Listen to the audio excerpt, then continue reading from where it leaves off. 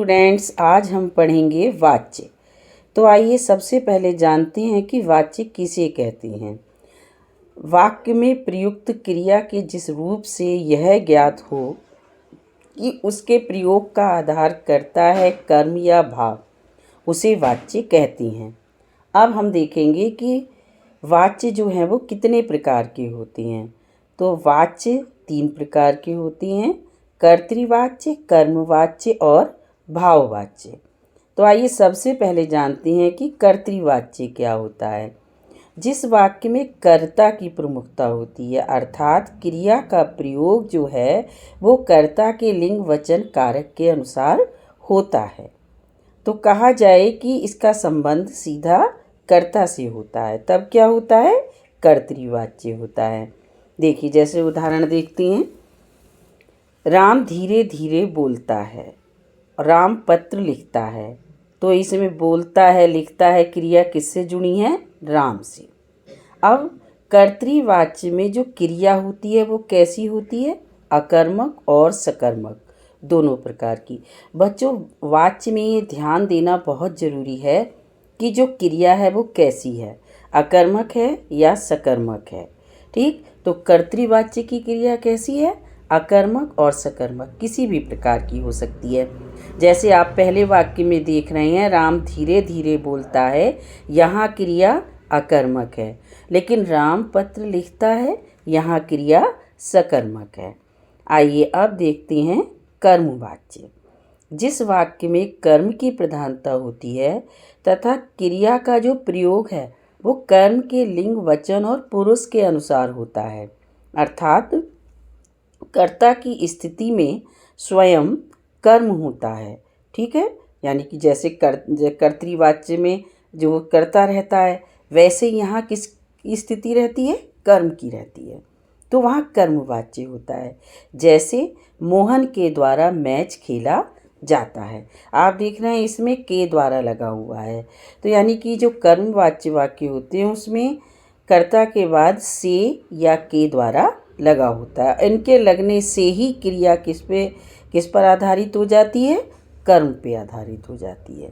ठीक, तो मोहन से मैच खेला जाता है या मोहन के द्वारा मैच खेला जाता है, आप दोनों प्रकार से इसमें लिख सकती हैं। ठीक है, अब आइए देखते हैं कि आखिर इसमें हम कैसे पहचानेंगे कि ये कर्मवाच्य है। तो उसके लिए कुछ बिंदु हैं कि कर्मवाच्य में क्रिया सदैव सकर्मक होगी। ठीक है, से और के द्वारा तो लगा ही होगा, लेकिन उसमें एक कर्म अवश्य होगा। और दूसरी बात, कर्मवाच्य के वाक्यों में प्रायः क्रिया जा का रूप लगाया जाता है। जैसे मोहन पत्र लिखता है और मोहन से पत्र लिखा जाता है, तो जा आ जाता है। ठीक बच्चों, आइए अब देखते हैं कि भाववाच्य क्या होता है। अब जैसे पहले कर्तृवाच्य में कर्ता की प्रधानता थी, कर्मवाच्य में कर्म की प्रधानता थी, ऐसे ही इसमें किसकी प्रधानता होती है? भाव की प्रधानता है। तो आइए देखते हैं भाववाच्य की परिभाषा। क्रिया के जिस रूप में ना तो कर्ता की प्रधानता हो और ना कर्म की, बल्कि जो वाक्य है वो इस तरीके से बना होता है कि जो वहाँ प्रधानता होती है वो भाव की हो जाती है, तो वहाँ क्या हो जाता है? भाववाच्य हो जाता है।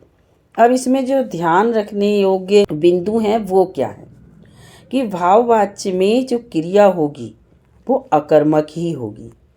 ठीक है, जैसे कर्मवाच्य में से के द्वारा आता है, वैसे ही भाववाच्य में भी से के द्वारा आता है।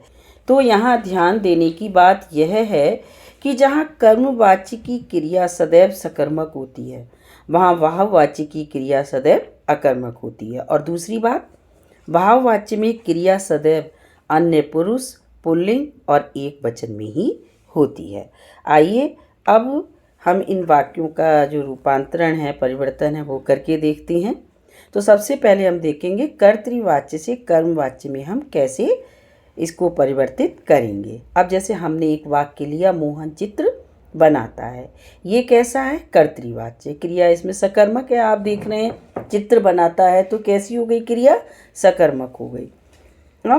अब इसमें कर्मवाच्य में बदल रहे हैं, तो सकर्मक अकर्मक का तो कुछ ज़्यादा देखना नहीं है हमें, तो कर्मवाच्य की भी क्रिया सकर्मक होती है। तो मोहन के द्वारा चित्र बनाया जाता है। अब के द्वारा लगाते ही जो क्रिया थी वो किससे जुड़ गई? चित्र से। मोहन से, कर्ता से अलग हो गई। ठीक, तो यहाँ पे क्या हो गया? कर्मवाच्य। अब दूसरा उदाहरण देखिए, यह दुकान दादाजी ने बनवाई थी। ये क्या है? कर्तृवाच्य।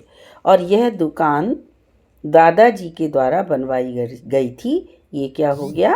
कर्मवाच्य। आइए अब देखते हैं कि कर्तृवाच्य से भाववाच्य में कैसे परिवर्तन होता है। अब घूमे, ये क्या है? कर्तृवाच्य। और अब घूमा जाए, ये क्या हो गया? भाववाच्य।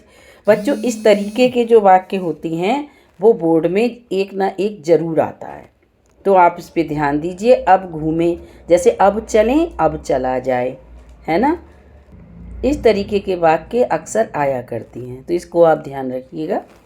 मजदूरों ने ईंट नहीं उठाई, ये क्या है? कर्तृवाच्य।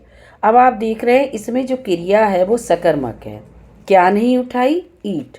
लेकिन जब हम इसका भाववाच्य बनाएंगे तो हम इसमें से कर्म को हटा देंगे, यानी कि हम क्रिया को पहले कैसी बनाएंगे? अकर्मक, और तभी ये कैसा वाक्य बनेगा? भाववाच्य का। जैसे मजदूरों से उठाई नहीं जाती। बच्चे क्या करते हैं? ये डरते हैं कि अगर हमने ईंट शब्द का प्रयोग नहीं किया तो हमारा आंसर गलत हो जाएगा। नो, आपका आंसर तब गलत होगा जब आप इसमें कर्म कर डाल देंगे। से तो उसमें भी लगता है कर्मवाच्य में, और से भाववाच्य में भी लगता है। बस किसको हटाना होता है? कर्म को। और आपने कर्म लिख दिया तो ये भाववाच्य रहेगा ही नहीं, बल्कि क्या हो जाएगा? ये कर्मवाच्य हो जाएगा। तो इसमें से हम कर्म को हटा देंगे और अपना वाक्य बना देंगे। अब हम देखते हैं कि कर्मवाच्य से कर्तृवाच्य में परिवर्तन कैसे किया जाता है।